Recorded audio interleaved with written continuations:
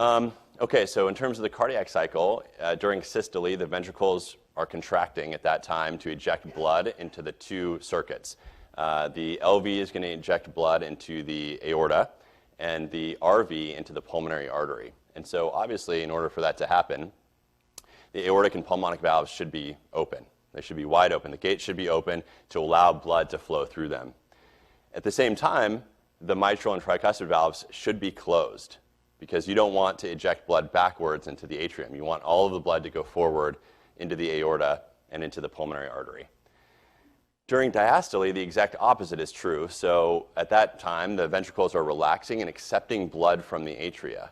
So, as you might imagine, the mitral and tricuspid valves should be open at that time to allow blood to flow across them into the ventricles.